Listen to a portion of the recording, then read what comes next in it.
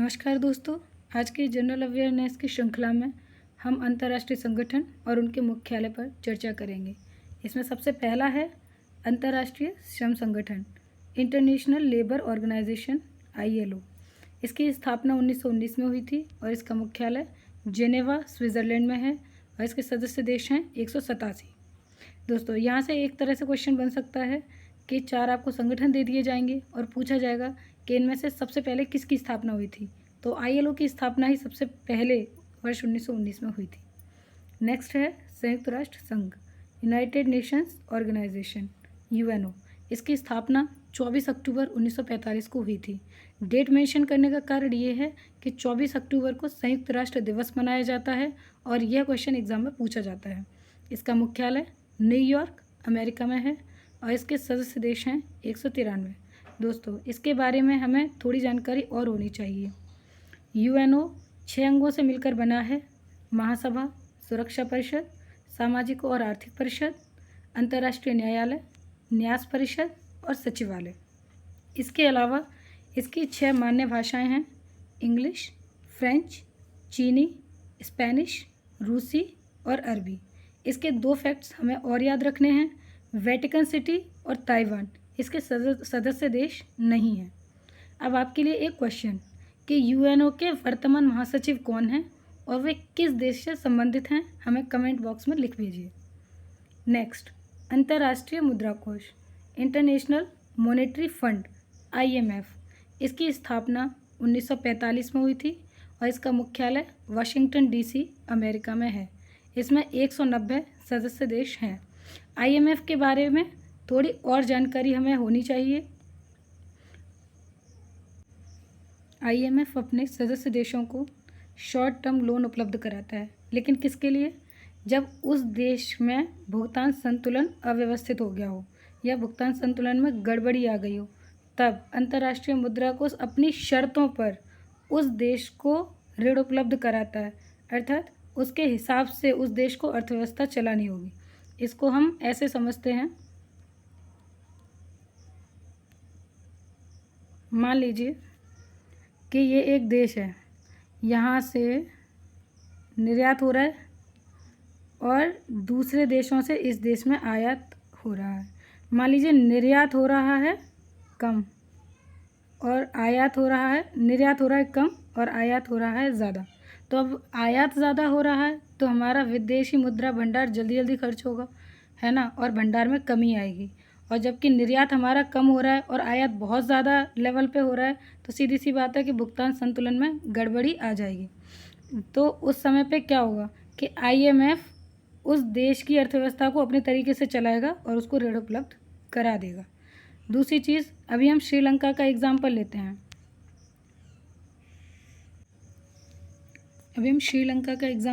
हैं। श्रीलंका में अभी ऐसी स्थिति क्यों है? क्योंकि उसका जो अर्थव्यवस्था है वो पर्यटन पर आधारित है और कोविड काल में उसकी अर्थव्यवस्था पर बुरा असर पड़ा। दूसरा, उसका विदेशी मुद्रा भंडार खर्च होता है, क्योंकि आपको कुछ नहीं तो बाहर से पेट्रोलियम की और गैस की तो ज़रूरत पड़ेगी ना, तो वो तो आप खरीदेंगे। तो इस तरह से वहाँ पे 400-500 रुपये लीटर ऑयल हो गया है, गैस हो गया है ना। तो उसके बाद उसने कई देशों से कर्ज ले रखा है, चीन से कर्ज ले रखा है, अन्य देशों से भी कर्ज ले रखा है। और IMF अपना तो कुछ है नहीं, IMF के पास जो भी सदस्य देश हैं उनका जितना शेयर रहता है उसी परसेंटेज में उनको ऋण उपलब्ध कराया जाता है। अब आप दे के 1 रुपया और लेना चाहते हो 10 रुपया, तो ऐसा तो नहीं होता है ना। तो इस तरह की कंडीशन श्रीलंका में बनी हुई है। अब आते हैं विश्व बैंक। विश्व बैंक की स्थापना हुई थी 1945 में और मुख्यालय इसका वाशिंगटन DC अमेरिका में है। इसके सदस्य देश हैं 189।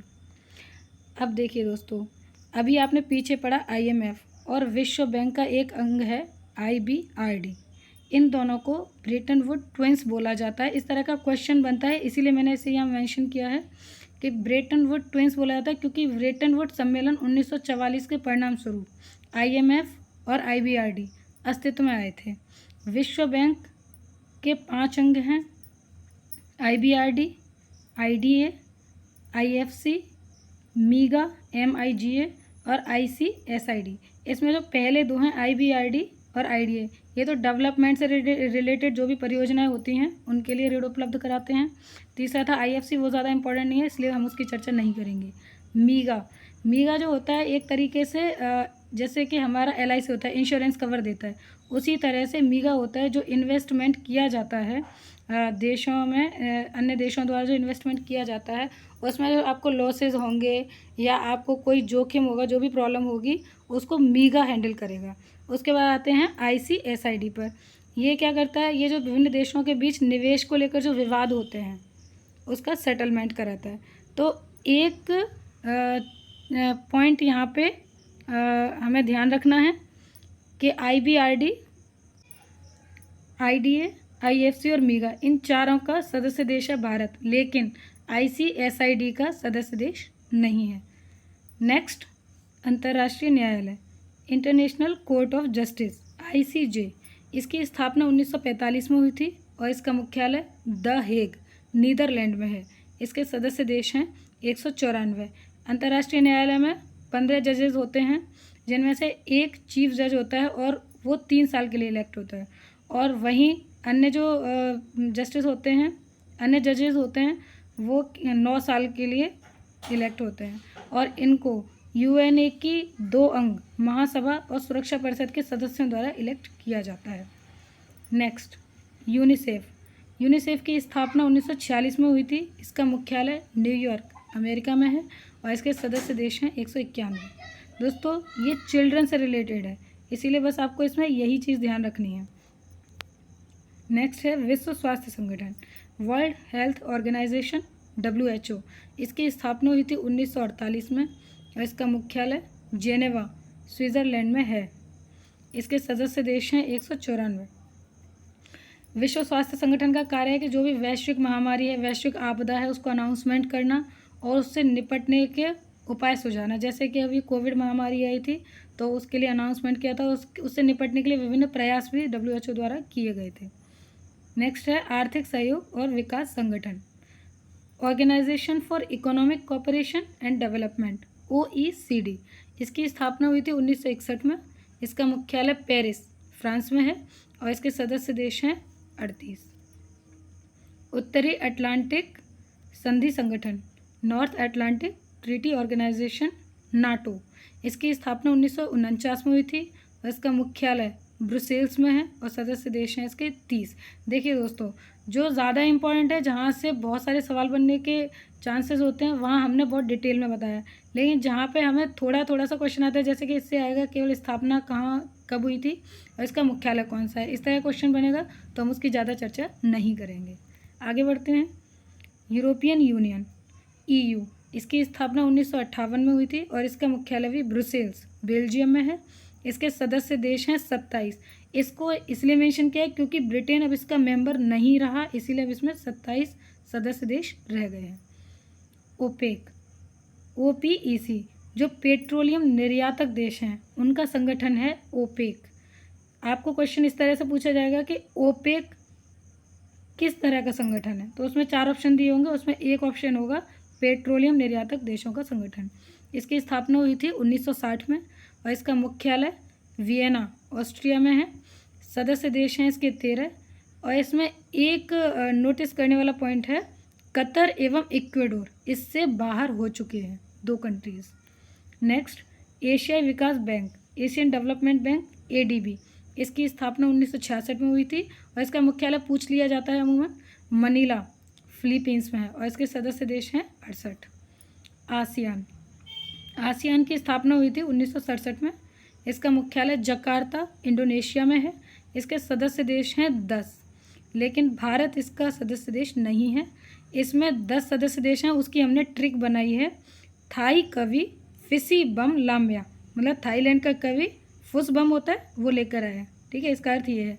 तो थाई से थाईलैंड, क से कंबोडिया, वे से वियतनाम, छोटी ही जो लगी हुई है उससे इंडोनेशिया, फी से फिलीपींस, सी से सिंगापुर, ब से ब्रुनेई, म से मलेशिया, ला से लाओस और म्या से म्यांमार। सार्क, ये काफ़ी छोटा हो गया है। सार्क की स्थापना हुई थी 1985 में और इसका मुख्यालय भी पूछ लिया जाता है। इसका मुख्यालय काठमांडू में है और इसके सदस्य देश हैं 8। इसकी भी हमने ट्रिक बनाई है, श्री भाभा भुने पाक माल। और उफ हमने इसलिए लगाया क्योंकि अफ़गानिस्तान इसमें लास्ट में ऐड हुआ है, पहले अफ़गानिस्तान इसकी मेंबर कंट्री नहीं था। तो श्री से श्रीलंका, भा से भारत, बा से बांग्लादेश, भू से भूटान, ने से नेपाल, पाक से पाकिस्तान, माल से मालदीव और उफ से अफ़गानिस्तान। नेक्स्ट, विश्व व्यापार संगठन, वर्ल्ड ट्रेड ऑर्गेनाइजेशन, WTO। इसकी स्थापना हुई थी 1995 में। इसका मुख्यालय जेनेवा में है और इसके सदस्य देश हैं 164। दोस्तों, विश्व व्यापार संगठन का क्या कार्य है?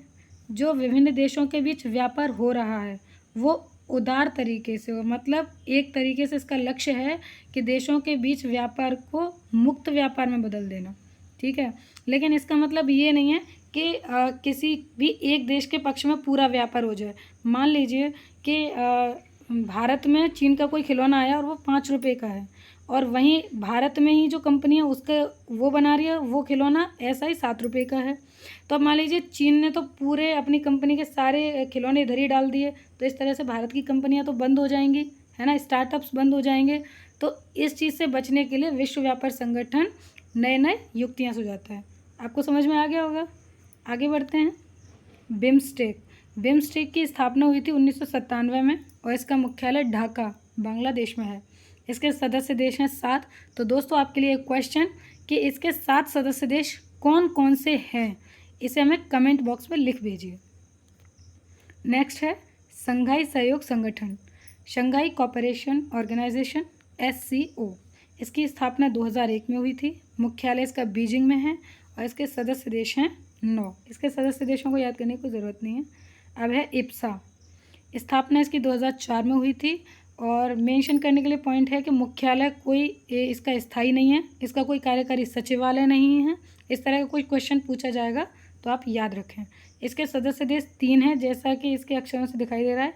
I for India, B for Brazil और SA फॉर साउथ अफ्रीका। तो इसके सदस्य देश 3 हैं। अब है ब्रिक्स। ब्रिक्स की स्थापना हुई थी 2008 में।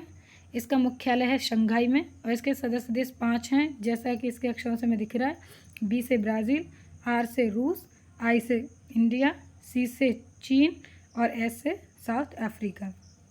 दोस्तों ये थे हमारे अंतर्राष्ट्रीय संगठन और उनके मुख्यालय, और जो भी जानकारी थी जो आपके पेपर में आ सकती है वो पूरा करने का प्रयास किया है। अगर आपके एग्ज़ाम के लिए हेल्पफुल है और आपको अच्छा लगा है तो प्लीज़ इसको लाइक, शेयर और सब्सक्राइब करना नहीं भूलिएगा, और हमें कमेंट करके बताइएगा कि आप किस टॉपिक पे और वीडियो बनवाना चाहते हैं। इसके साथ ही नमस्कार।